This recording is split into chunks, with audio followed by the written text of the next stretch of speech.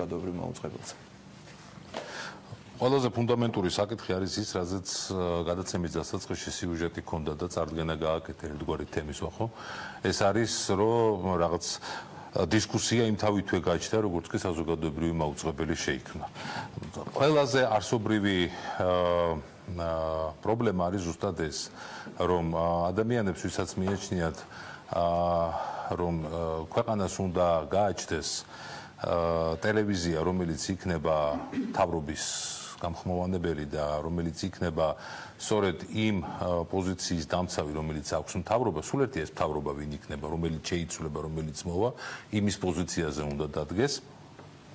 იმ ადამიანებისთვის საზოგადოებრივი მაუწყებელი მიუხედავად სახელისწვლებისა, მაინც შინაგანად რჩებოდა სამთავრობო ტელევიზიად, სახელმწიფო ტელევიზიად და ისინი ბოლომდე აი ამ 12 წლის განმავლობაში მეთოდურად იბრძოდნენ იმისთვის, რომ ეს ტელევიზია ყოველთვის ყოფილიყო მთავრობის ტელევიზია, ყოველთვის ყოფილიყო სახელმწიფო ტელევიზიის აი იმ ძველი მოდულის პირობებში.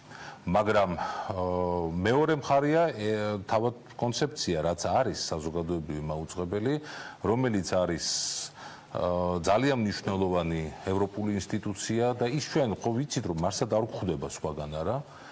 ეს არის ძალიან დიდი ევროპული გამოცდილება. ეს არის ტელევიზია, რომელიც არის პოლიტიკური გავლენებისგან თავისუფალი.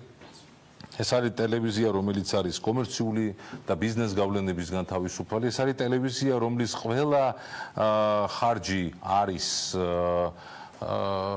გამჭვირვალე და ის არასოდეს არ დაიწყებს ფიქს იმაზე, რომ მე ტენდერით არ შევიძინო პროდუქტი და მე პირდაპირ წესით შევიძინო პროდუქტი და მე პროდუქტი შევიძინო ისე როგორც მომინდება, როგორც გადაწყვეტს ეს მენეჯმენტი და არავის მოსაზრება აქ არ მჭირდება და საერთოდაც შესყიდვების კანონი არ მჭირდება, ამაზე აღარ ისაუბრა ქალბატონმა იამ თავის ინტერვიუში ახლა, მაგრამ ზუსტად ეს ცვლილებები აქვს შეტანილი, ხო, საზოგადოებრივი მაუწყებლის მენეჯმენტს პარლამენტში.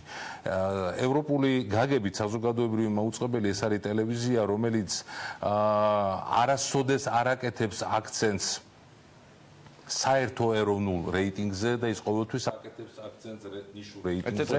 იმ რეიტინგზე, მაგრამ არ მუშაობს, ასე გამოდის. უკაცრავად ეს მუშაობს ყოველთვის და ეს საზოგადოებრივი მაუწყებელი ყოველთვის არის ინდიკატორი იმის, როგორი არის დემოკრატიული პროცესები ქვეყანაში.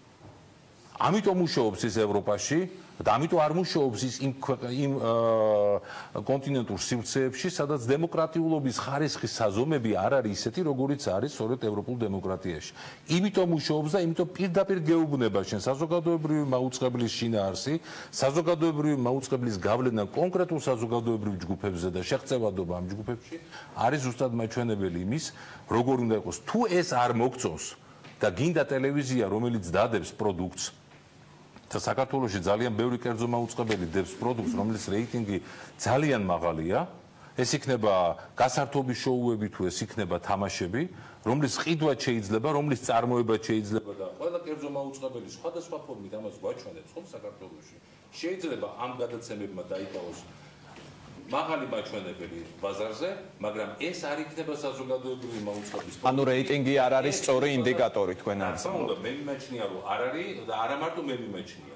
ამას საზოგადოებრივი მაუწყებლის პრაქტიკა გეუბნება. ქალბატონი მარინა ზუსტად საბჭოს წევრია, როდესაც დისკუსია დაიწყო სამეურო ახალი გენერალური დირექტორის პირველი განცხადების შემდგომ, რომელი გადაცემები დაიხუროს და რომელი არა. შეიკრება სამეურვეო საბჭო და შესთავაზა მენეჯმენტს ის 4 მთავარი პრინციპი, რომლითაც უნდა მოხდეს გადაცემების შეფასება. იქ რეიტინგზე საერთოდ არ ყოფილა საუბარი. და ეს ძალიან მნიშვნელოვანია, იმიტომ რომ ის 4 კონცეფტი არის ძალიან მნიშვნელოვანი შევაფასოთ გადაცემები. და დავინახოთ, რომ არ შეიძლება ჩვენ მივიღოთ საზოგადოებრივი მაუწყებელი მხოლოდ იმიტომ, რომ ეს რომელიმე მუსიკალური გასართობის შოუ არის რეიტინგული. ბატონმა გიამ ახსენა, აბსოლუტურად ვეთანხმები, რომ არა გამჭირვალედ არ უნდა იხარჯებოდეს ფული ევროვიზიაზე, მაგრამ ევროვიზია როგორც ევროპული პროდუქტი არ არის ფასდაკარგული. იქ უბრალოდ თუ შენ შიდა ეროვნულ კონკურსს წარმართავ გამჭვირვალე და წარმართავ მაღალ ხარისხიანად და ეს საზოგადოებრივი მაუწყებლის ვალდებულება, ეს არ იქნება ცუდი პროდუქტი.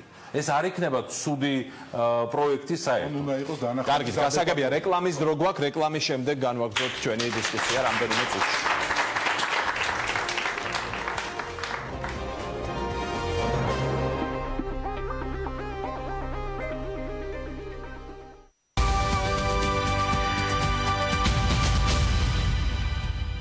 ბათუმში, ქალაქის პრესტიჟულ უბანში, აკვაპარკის მიმდებარე ტერიტორიაზე, ზღვიდან 100 მეტრში, განვითარებული ინფრასტრუქტურით და გამორჩეული არქიტექტურით, MBG Tower-ი შენდება. იწყება საზაფხულო დიდი ფასდაკლებები. შეარჩიე შენი აპარტამენტი 26 კვადრატ